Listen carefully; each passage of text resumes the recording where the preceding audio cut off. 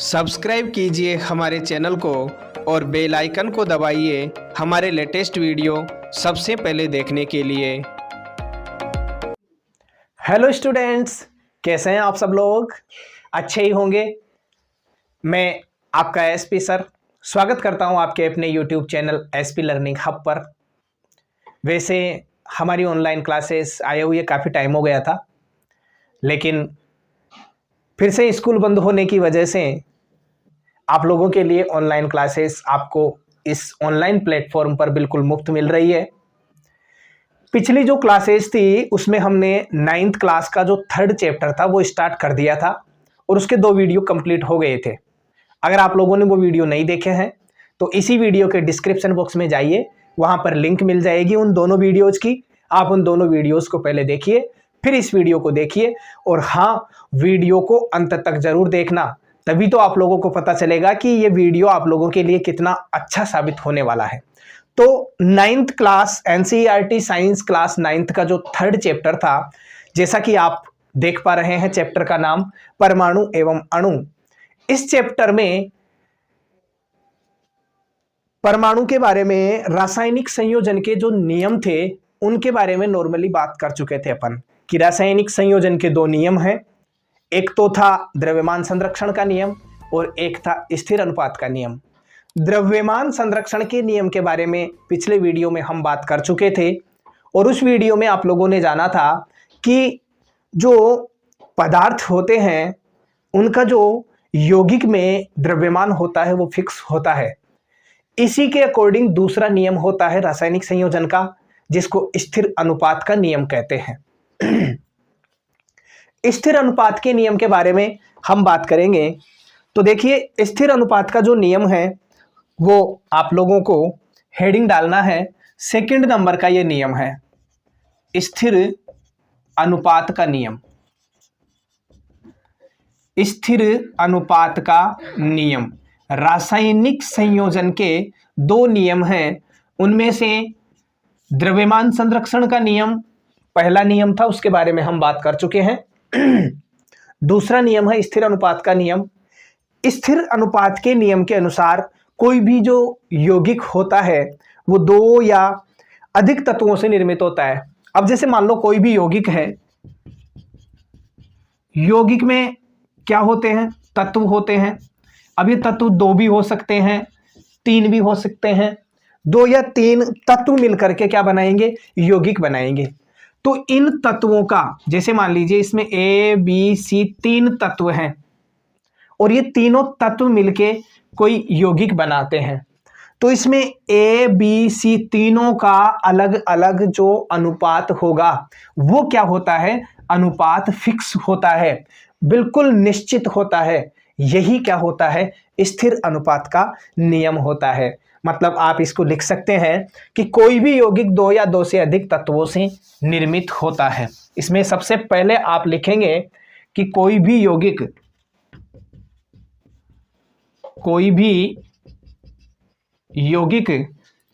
2 या 2 से अधिक तत्वों से निर्मित होता है। 2 या 2 से अधिक तत्वों से निर्मित होता है। कोई भी जो यौगिक होता है 2 या 2 से अधिक तत्वों से वो निर्मित होता है। लेकिन इसमें विशेष बात क्या है कि यौगिक में इन तत्वों का जो अनुपात होगा, ये जो तत्व हैं इन तत्वों का अनुपात जो होता है किसमें? यौगिक में। वो अनुपात कैसा होता है? स्थिर होता है। और यही स्थिर अनुपात का नियम होता है। यौगिक में इन तत्वों का अनुपात स्थिर होता है,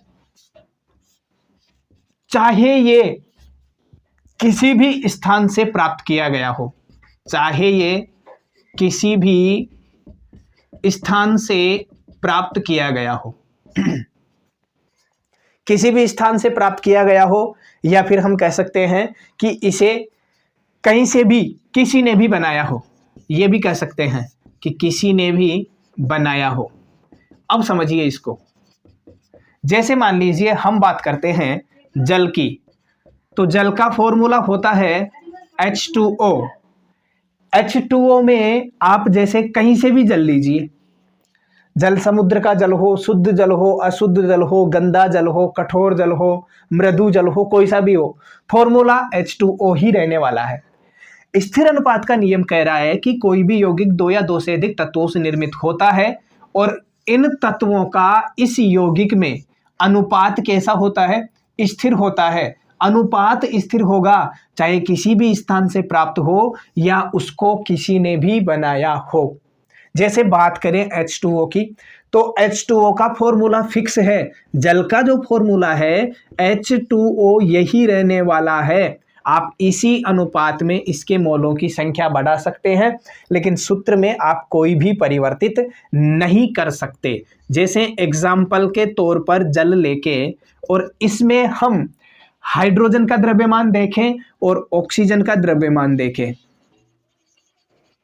हाइड्रोजन का द्रव्यमान अनुपात ऑक्सीजन का द्रव्यमान, ऑक्सीजन का द्रव्यमान, इन दोनों के द्रव्यमानों के अनुपात अगर हम देखें तो देखिए द्रव्यमान हाइड्रोजन का, द्रव्यमान ऑक्सीजन का, तो हाइड्रोजन का तो इधर लिखेंगे अपने पास में 1 और ऑक्सीजन का होता है 8। आप लोगों को पता होगा कि हाइड्रोजन और ऑक्सीजन दोनों को जब आवर्त सारणी में हम देखते हैं तो हाइड्रोजन 1 नंबर पे है, ऑक्सीजन 8 नंबर पे है, यानी जितने नंबर पर है वही इसका क्या है? परमाणु क्रमांक है। हाइड्रोजन का परमाणु क्रमांक 1, ऑक्सीजन का परमाणु क्रमांक 8। अब बात करें इनके द्रव्यमान की, ये तो अपने इसकी संख्या का अनुपात हो गया। अब देखें कि हाइड्रोजन का जो द्रव्यमान होता है, आप लोगों को पता है परमाणु द्रव्यमान इसको बोलते हैं, और AMU एटॉमिक मास यूनिट जिसको हम कहते हैं, इसमें हम इसको दर्शाते हैं। तो हाइड्रोजन का तो होता है 1 AMU और ऑक्सीजन का होता है 16 AMU। 16 AMU द्रव्यमान जो होता है परमाणु क्रमांक का लगभग दुगना होता है, यह भी आपको ध्यान रखना है। तो यहां पर पहले तो आप इसके अपन देखते हैं कि इसका परमाणु क्रमांक 1 है, इसका परमाणु क्रमांक 8 है। अब इसका तो देखो द्रव्यमान भी एक ही है, लेकिन ऑक्सीजन का जो द्रव्यमान है वो कितना होता है? 16 होता है। अब इसका द्रव्यमान 1 है, इसका द्रव्यमान 16 है। अब हम फिर से देखेंगे कि इस हाइड्रोजन के परमाणु यहां पर कितने हैं? 2, तो 1 को 2 से गुणा करेंगे। ऑक्सीजन के परमाणु कितने हैं? 1, तो इसको 1 से गुणा करेंगे। अब हमारे पास में अनुपात आ जाता है 2:16, ये अनुपात आ जाता है। अब जैसे मान लो अपने पास में 2:16 आया है, इसको काट भी तो सकते हैं अपन, और जैसे इसको काटेंगे 2:16 को हम काटते हैं तो फिर से हमारे पास में देखिए क्या आ जाता है? 1:8 आ जाता है। तो हमने जो पहले अनुपात लिखा था वो भी सही है और यह भी सही है। बिल्कुल सटीक आंसर की बात करें तो 1:8 हम लिख सकते हैं। अब इसी को एग्जाम्पल के तौर पर आपसे कैसे पूछा जा सकता है? पूछा जा सकता है कि अगर मान लो 9 ग्राम H2O, ध्यान से समझिए ये क्वेश्चन न्यूमेरिकल पूछा जा सकता है कि 9 ग्राम H2O का क्या किया जाता है? विघटन किया जा सकता है। विघटन तो आप जानते ही हो, विघटन बोल दो, अपघटन बोल दो। 9 ग्राम H2O मतलब जल का अपघटन किया जाता है, तो इसमें जो हाइड्रोजन और ऑक्सीजन के परमाणु होंगे इनका अनुपात क्या होगा? तो यहां देखिए आप लोग 1:8, दोनों का अनुपात है 1:8, और इसका योग भी कितना आ रहा है? दोनों का 9। तो इस अनुपात के अकॉर्डिंग जब H2O का विघटन करेंगे तो हमें ध्यान रखना है कि सदैव क्या होगा? हमें सदैव 1 ग्राम तो क्या होगी? हाइड्रोजन प्राप्त होगी।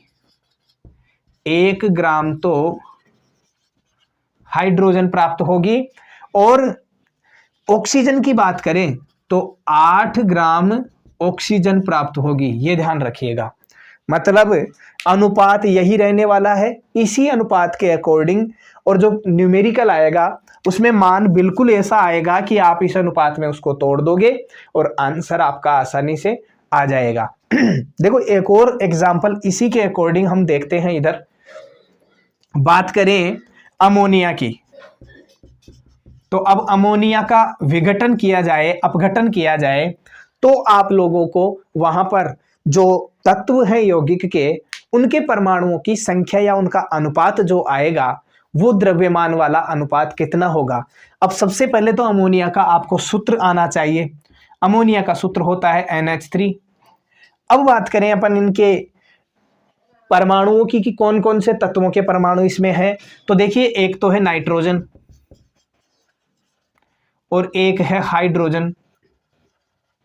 दोनों के अनुपात का चिन्ह बीच में लगा लीजिए। यहां हम लिख देंगे नाइट्रोजन की संख्या, नाइट्रोजन का परमाणु कितना 1, हाइड्रोजन का परमाणु कितना 3, या फिर पहले इनके जो द्रव्यमान है वो लिख लीजिए कि नाइट्रोजन का जो परमाणु क्रमांक होता है वो होता है 7, हाइड्रोजन का परमाणु क्रमांक होता है 1। ये परमाणु क्रमांक लिखा है अपन ने। अब द्रव्यमान लिखेंगे तो नाइट्रोजन का द्रव्यमान मैंने कहा था अभी कि जो परमाणु क्रमांक है उसका लगभग दुगुना क्या होता है, उसका द्रव्यमान होता है, परमाणु द्रव्यमान होता है, जिसको हम AMU यूनिट में देखते हैं, लिखते हैं। ठीक है, तो यहां पर इसका दुगुना लगभग 14 हो जाएगा और इसका दुगुना, देखो हाइड्रोजन का परमाणु द्रव्यमान जो होता है वो 1 ही होता है। ये आ गए हमारे पास में, सरलतम रूप आ गया। अब इनको परमाणुओं की संख्या से गुणा करना है, तो बताओ नाइट्रोजन के परमाणु कितने, मात्र 1, तो इसको 1 से गुणा कर दो। हाइड्रोजन के परमाणु कितने 3, तो इसको 3 से गुणा कर दो। अब देखो गुणा किया तो अपने पास में अनुपात आ गया 14:3।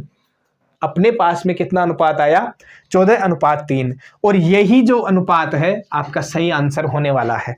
अब प्रश्न कैसे पूछेगा न्यूमेरिकल, एक बार फिर से देखिए कि 9 ग्राम H2O का जल का अपघटन किया जाता है, तो अपघटन के दौरान हाइड्रोजन और ऑक्सीजन के द्रव्यमान का अनुपात बताइए। तो अनुपात 1:8 है, आपको पता है 9 ग्राम टोटल दिया हुआ है, तो 1 ग्राम तो हाइड्रोजन प्राप्त होगा और 8 ग्राम ऑक्सीजन प्राप्त होगा। ऐसे ही क्वेश्चन अमोनिया के लिए पूछा जाएगा कि अमोनिया के विघटन पर नाइट्रोजन और हाइड्रोजन का जो अनुपात होता है या द्रव्यमान जो होता है वो हमें कितना प्राप्त होगा, उसका अनुपात बताइए। तो देखिए अमोनिया NH3 इसका फॉर्मूला हो गया। हाइड्रोजन, नाइट्रोजन और हाइड्रोजन दोनों को अपन ने लिख लिया, ये इनका परमाणु क्रमांक हो गया, ये द्रव्यमान हो गया। परमाणु क्रमांक को परमाणुओं की संख्या से गुणा किया, द्रव्यमान को 14 गुणा 1, 3 गुणा 1 गुणा 3, तो अपने पास में 14:3 आ गया। यानी यहां पर स्थिर अनुपात का नियम ये कह रहा है कि ये जो अनुपात है ना 14:3, अमोनिया के फॉर्मूले में आप कितने ही इसके मोल ले लो, कितना ही बढ़ा दो, अनुपात अंत में यही आने वाला है। अब आप लोग कमेंट बॉक्स में कमेंट करेंगे कि अगर आप लोगों को ये समझ में आ गए तो अब मैं आपसे कहता हूं कि CO2 का जब विघटन किया जाएगा तो इसमें कार्बन और ऑक्सीजन दोनों का जो द्रव्यमान है उसका अनुपात क्या होगा, ये आप लोगों को कमेंट बॉक्स में कमेंट करके लिखना है। इसके आगे ये जो उपरोक्त उदाहरण दोनों अपन ने देखे, ये क्या करते हैं, जैसे अमोनिया का हमने देखा, जल का हमने देखा, ये दोनों द्रव्यमान जो है इनमें क्या है, फिक्स है और स्थिर अनुपात के नियम के अकॉर्डिंग इसको हमने देखा कि इनमें जो तत्व हैं उनके परमाणुओं का अनुपात क्या है, स्थिर है, और इसीलिए इसको हम स्थिर अनुपात का नियम भी कहते हैं। एक प्राउस्ट नामक साइंटिस्ट थे, रसायन विज्ञानी थे, उन्होंने भी यौगिक में तत्व सदैव निश्चित अनुपातों के द्रव्यमानों के अनुपात में विद्यमान होते हैं, ये कहा था। प्राउस्ट ने भी कहा था कि जैसे कोई यौगिक है और उस यौगिक के जो तत्व हैं, इन तत्वों का जो अनुपात होगा ना वो स्थिर होगा। स्थिर का मतलब क्या होगा, निश्चित होगा, फिक्स है। जो परमाणु है, तत्व हैं, यौगिक में तत्वों के परमाणुओं का जो अनुपात है वो फिक्स होता है। प्राउस्ट नामक एक रसायन विज्ञानी थे, उन्होंने भी ये बात कही थी। प्राउस्ट याद रखिएगा, प्रावुस्ट ने कहा था। जॉन डाल्टन ने द्रव्य की प्रकृति के बारे में एक आधारभूत सिद्धांत दिया था जिसके बारे में आप जानते हैं। जॉन डाल्टन एक ये भी रसायनज्ञ थे, रसायन विज्ञानी थे, जिन्होंने पदार्थ जो होता है उसकी प्रकृति के बारे में, द्रव्य बोल दो पदार्थ बोल दो बात एक ही है, तो इसकी प्रकृति के बारे में जानकारी दी थी सबसे पहले जॉन डाल्टन ने। डाल्टन ने द्रव्य जो होता है, पदार्थ जो होता है, उसको उसके बारे में कहा था कि इसकी प्रकृति जो है या ये जो सूक्ष्मतम अविभाज्य कण होता है। जॉन डाल्टन ने कहा था कि परमाणु जो होता है, पदार्थ जो होता है, परमाणु से मिलकर बना होता है और परमाणु पदार्थ की सबसे सूक्ष्मतम इकाई होती है जिसको और विभाजित नहीं किया जा सकता है, यह कहा था। डाल्टन ने परमाणु सिद्धांत दिया था और उसी के अनुसार सभी द्रव्य, चाहे तत्व हो, यौगिक हो, मिश्रण हो, ये सब किससे मिलकर बने होते हैं? सूक्ष्म कणों से मिलकर बने होते हैं। जॉन डाल्टन ने कहा था कि कोई भी द्रव्य है, पदार्थ, तत्व, यौगिक, मिश्रण, कुछ भी है, वो सब किससे मिलकर बने होते हैं? सूक्ष्मतम कणों से बने होते हैं। और उन्हीं कणों को, जो सूक्ष्मतम कण हैं, इन सूक्ष्मतम कणों को ही क्या नाम दिया था इन्होंने? परमाणु नाम दिया था। और इसी परमाणु के लिए इन्होंने कहा था कि इस परमाणु को हम और विभाजित नहीं कर सकते, और इसी को क्या कहा गया? अविभाज्य कण कहा गया। किसको? परमाणु को। क्यों कहा गया? क्योंकि ये सूक्ष्मतम कण है। किसका सूक्ष्मतम कण है? पदार्थ का। पदार्थ में तत्व, यौगिक, मिश्रण कुछ भी हो सकते हैं। अब डाल्टन ने जो सिद्धांत दिया था, परमाणु सिद्धांत, उसके कुछ बिंदु हैं, उनके बारे में हम बात करेंगे। तो अगर आप लोगों को वीडियो अच्छा लगता है तो वीडियो को लाइक करिए, अपने दोस्तों को शेयर करिए और चैनल को सब्सक्राइब करके बेल आइकन को जरूर दबाइए, ताकि जैसे ही नेक्स्ट वीडियो अपलोड होता है तो उसकी सूचना सबसे पहले आप लोगों को मिले और आप वीडियो आसानी से देख पाओ। जैसे कुछ लोग हैं जो सब्सक्राइब कर रखे हैं लेकिन बेल आइकन को नहीं दबा रखे, तो उनके पास नोटिफिकेशन नहीं जाता और वो क्लास देखने से वंचित हो जाते हैं। तो उसके लिए आप लोगों को चैनल को सब्सक्राइब करके बेल आइकन को दबाना है। अब देखिए डाल्टन के जो सिद्धांत हैं, डाल्टन का सिद्धांत, डाल्टन के सिद्धांत के अनुसार जॉन डाल्टन ने जो परमाणु सिद्धांत दिया था, उनके अनुसार कुछ बिंदु हैं जिनके बारे में हम बात करते हैं। जॉन डाल्टन ने कहा था कि सभी द्रव्य परमाणुओं से निर्मित होते हैं। उन्होंने क्या कहा था कि जो सभी द्रव्य होते हैं किससे निर्मित होते हैं? परमाणुओं से निर्मित होते हैं। सबको पता है, सब जानते हैं कि द्रव्य जो होते हैं परमाणु से निर्मित होते हैं, और ये द्रव्य यानी परमाणु जो होते हैं यही रासायनिक अभिक्रिया में भाग लेते हैं। रासायनिक अभिक्रिया में भाग लेते हैं। कौन? ये परमाणु भाग लेते हैं। द्रव्य के बारे में क्या कहा जॉन डाल्टन ने कि सभी द्रव्य किससे मिलकर बने होते हैं? परमाणुओं से मिलकर बने होते हैं, और ये परमाणु ही रासायनिक अभिक्रिया में भाग लेते हैं। दूसरी बात क्या कही इन्होंने? दूसरी बात बताई कि परमाणु अविभाज्य सूक्ष्मतम कण होते हैं। ये जो परमाणु हैं, परमाणु क्या होता है? अविभाज्य। अविभाज्य को और विभाजित नहीं किया जा सकता।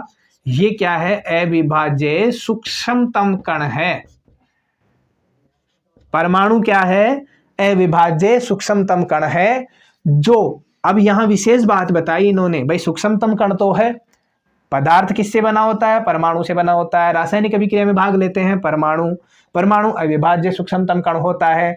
लेकिन उन्होंने ये कहा कि इन परमाणु को न तो क्या किया जा सकता है?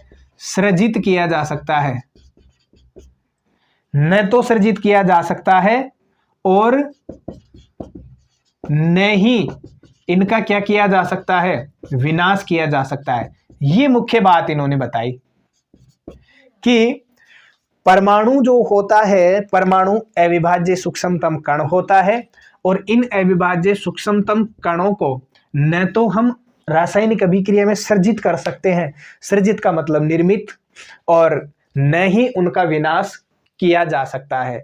कुल मिला के इन्होंने कहा कि परमाणु जो है उसको न तो सर्जित करे न ही विनाश करे, तो उसकी जो संख्या है वो भी क्या हो सकती है, फिक्स रहने वाली है। न तो उसका विनाश कर सकते हैं और न ही सृजन कर सकते हैं। तीसरी बात क्या बताई इन्होंने, तीसरी बात बताई कि दिए गए तत्व के सभी परमाणुओं का जो द्रव्यमान होता है और रासायनिक गुणधर्म होते हैं वो क्या होते हैं, समान होते हैं। दिया गया कोई भी तत्व है, उस तत्व के सभी परमाणु, जितने भी परमाणु होंगे, उन सभी परमाणुओं का एक तो द्रव्यमान, और द्रव्यमान के साथ साथ क्या है, रासायनिक गुणधर्म, रासायनिक गुण, ये सब क्या होने वाले हैं, समान होने वाले हैं, बिल्कुल एज इट इज समान रहने वाले हैं। चौथी बात इन्होंने क्या बताई, इन्होंने चौथी बात बताई कि भिन्न भिन्न तत्वों के परमाणुओं के द्रव्यमान और रासायनिक गुणधर्म क्या होने वाले हैं, भिन्न भिन्न। अभी कहा कि कोई भी तत्व है उसके सभी परमाणु हैं, सभी परमाणुओं का द्रव्यमान और रासायनिक गुण कैसे होने चाहिए, समान होने वाले हैं। अब जैसे मान लो तत्व कैसे हैं, भिन्न भिन्न भिन्न तत्व है। अब भिन्न भिन्न तत्व हैं तो सीधी सी बात है, भिन्न भिन्न तत्वों के परमाणुओं की संख्या कोई जरूरी नहीं है समान हो, और परमाणुओं की संख्या अलग है तो उनका द्रव्यमान और रासायनिक गुण भी क्या हो सकते हैं, अलग अलग हो सकते हैं। तो भिन्न भिन्न तत्वों के जो परमाणु हैं, इन परमाणुओं का द्रव्यमान, द्रव्यमान प्लस क्या चाहिए, रासायनिक गुण, ये भी क्या हो सकते हैं, भिन्न भिन्न हो सकते हैं, अलग अलग हो सकते हैं। ये बात भी किसने बताई, जॉन डाल्टन ने बताई। पांचवी बात इन्होंने क्या बताई कि भिन्न भिन्न तत्वों के परमाणु परस्पर छोटी पूर्ण संख्या के अनुपात में संयोग करके यौगिक का निर्माण करते हैं। भिन्न भिन्न तत्व हैं, भिन्न भिन्न तत्व हैं, और भिन्न भिन्न तत्वों के जो परमाणु हैं, भिन्न भिन्न तत्वों के परमाणु, ये क्या है, छोटी पूर्ण संख्या के योग में, क्या है, एक छोटी पूर्ण संख्या के योग में, पूर्ण संख्या के योग में संयोग करेंगे, और पूर्ण संख्या के योग में संयोग करके ही क्या बनाएंगे, पूर्ण संख्या के अनुपात में, छोटी पूर्ण संख्या के योग में बोल दो, अनुपात में बोल दो, पूर्ण संख्या के अनुपात में संयोग करके, पूर्ण संख्या के अनुपात में संयोग करेंगे, और संयोग करने के बाद में यौगिक निर्मित कर सकते हैं। ठीक है। अगली बात इन्होंने बताया कि किसी भी यौगिक में परमाणुओं की सापेक्ष संख्या और प्रकार जो होता है निश्चित होता है। इन्होंने क्या कहा कि किसी भी यौगिक में, कोई भी यौगिक है, उस यौगिक में परमाणुओं की सापेक्ष संख्या जो होगी, परमाणुओं की सापेक्ष संख्या, परमाणुओं की सापेक्ष संख्या प्लस प्रकार, वो क्या होता है, निश्चित होता है। ये बात भी इन्होंने बताई। तो इस प्रकार जॉन डाल्टन का जो परमाणु सिद्धांत है उसके अकॉर्डिंग आप लोगों को ये 6 बातें जानने को मिलती है। देखिए 6 बातें कौन कौन सी है, एक बार फिर से मैं आप लोगों को रिवाइज करवाता हूं कि स्थिर अनुपात का नियम कहता है कि कोई भी यौगिक 2 या 2 से अधिक तत्वों से निर्मित होता है, लेकिन ये जो तत्व हैं, इन तत्वों के परमाणुओं की संख्या बिल्कुल निश्चित स्थिर रहने वाली है, फिक्स रहने वाली है। यही क्या है, स्थिर अनुपात का नियम है। स्थिर अनुपात के नियम के अकॉर्डिंग अभी हमने 2 उदाहरण लिए थे, एक तो H2O का लिया और एक लिया था हमने अमोनिया का, मतलब NH3 का। दोनों के जो द्रव्यमान है परमाणुओं के, उनका अनुपात भी हमने देखा। H2O का 1:8 आया था और NH3 यानी अमोनिया का 14:3 आया था। और वहां पे मैंने आप लोगों के लिए एक क्वेश्चन छोड़ा है पेंडिंग, आप उसको कमेंट बॉक्स में कमेंट करेंगे कि CO2 का जो अनुपात आने वाला है अपघटन के बाद में वो क्या रहेगा, जब उसका विघटन किया जाएगा, अपघटन किया जाएगा। तो इसके बाद में हमने बात की परमाणु की बात आई तो जॉन डाल्टन का भी नाम आया, प्राउस्ट का भी नाम आया। जॉन डाल्टन ने परमाणु सिद्धांत दिया था। परमाणु सिद्धांत के अकॉर्डिंग ये 5-6 बिंदु आप लोगों के सामने आए। एक बार फिर से मैं रिवाइज करवाता हूं, थोड़ा सा स्पीड से देखेंगे कि पहला बिंदु जॉन डाल्टन ने क्या दिया कि जो भी कोई भी द्रव्य है किससे मिलकर बना होता है, परमाणुओं से मिलकर बना होता है। और ये परमाणु जो होते हैं वो रासायनिक अभिक्रिया में भाग लेते हैं। ध्यान रखिएगा, तत्व तो लेते ही, लेकिन तत्वों के जो परमाणु हैं वो रासायनिक अभिक्रिया में भाग लेते हैं। उनका बहुत महत्व होता है। तभी तो हम LHS और RHS में अभिकारक और उत्पादों की जो परमाणु हैं उनकी संख्या को निश्चित करते हैं, बराबर करते हैं दोनों तरफ। संतुलित रासायनिक समीकरण कहलाती है वो। क्लास 10th में आप लोग पढ़ोगे फर्स्ट चैप्टर। पहली बात हो गई। दूसरी बात है कि जो परमाणु होता है अविभाज्य सूक्ष्मतम कण होता है, जिसको न तो किसी रासायनिक अभिक्रिया में सृजित कर सकते हैं और न ही उसका विनाश किया जा सकता है। यह बात भी किसने कही? जॉन डाल्टन ने कही। तीसरी बात क्या कही कि जो तत्व होता है उस तत्व के जो परमाणु हैं उन परमाणुओं का, सभी परमाणुओं का, एक समान परमाणुओं का द्रव्यमान और रासायनिक गुण भी क्या होने वाले हैं? समान होने वाले हैं। इसी के जस्ट विपरीत आप देख सकते हो कि किसी भी यौगिक में भिन्न भिन्न तत्व हैं। अब तत्व भिन्न भिन्न है तो उनके परमाणु भी भिन्न भिन्न हो सकते हैं, परमाणुओं के रासायनिक गुण भी भिन्न भिन्न हो सकते हैं। तो इन्होंने कहा कि भिन्न भिन्न तत्वों के परमाणुओं के द्रव्यमान और रासायनिक गुण भी क्या हो सकते हैं? भिन्न भिन्न हो सकते हैं। आगे क्या बताया इन्होंने कि भिन्न भिन्न तत्व जो हैं उनके परमाणु छोटी पूर्ण संख्या के अनुपात में संयोग करते हैं और छोटी पूर्ण संख्या के अनुपात में संयोग करके क्या बनाते हैं? यौगिक बनाते हैं। जैसे ये थोड़ा अगर आप लोगों को कम समझ में आया है तो इसका देखिए, अपने पास में एक H2O जो है जल का 1:2:16 आया था अपने पास में, हमने काटा था। अब सरल अनुपात क्या हो गया इसका? छोटी पूर्ण संख्या 1:8। इसके योग में ये, इसके गुणज में हम आगे इसको लिख सकते हैं, कितने भी मोल जो बनाएंगे वो। यहाँ पर फिर नेक्स्ट बात बताई कि कोई भी जैसे यौगिक है, यौगिक के परमाणुओं में जो सापेक्ष संख्या होती है वो और उनका प्रकार जो होता है वो निश्चित होता है। और इस प्रकार ये अपना स्थिर अनुपात का नियम, या डाल्टन ने जो बातें बताई किसके बारे में? परमाणु सिद्धांत के बारे में। तो इस प्रकार आज हमने बात की रासायनिक संयोजन का जो स्थिर अनुपात वाला नियम है उसके बारे में। वीडियो आप लोगों को कैसा लगा बताने के लिए कमेंट बॉक्स में कमेंट जरूर करिएगा। और अगर आपका कोई क्वेश्चन है तो उसको भी आप कमेंट बॉक्स में कमेंट कर सकते हो। वीडियो कैसा लगा? अगर अच्छा लगा है तो वीडियो को लाइक करिए, अपने दोस्तों को शेयर करिए और चैनल को सब्सक्राइब करके राइट साइड में जो बेल का आइकन है उसको जरूर दबा दीजिए, ताकि जैसे ही नेक्स्ट वीडियो अपलोड होता है तो उसकी इंफॉर्मेशन सबसे पहले आप तक आसानी से पहुंच जाए। अगर आप फ्री में PDF नोट्स प्राप्त करना चाहते हैं तो उसके लिए आपको करना क्या है? इसी वीडियो के डिस्क्रिप्शन बॉक्स में जाना है, वहां पर टेलीग्राम चैनल लिंक के नाम से लिखा हुआ है, उस लिंक पर क्लिक करके टेलीग्राम चैनल को ज्वाइन करिए और फ्री में PDF नोट्स आप प्राप्त कर सकते हैं वहां से। ओके, घर पर रहिए, सुरक्षित रहिए। Thank you.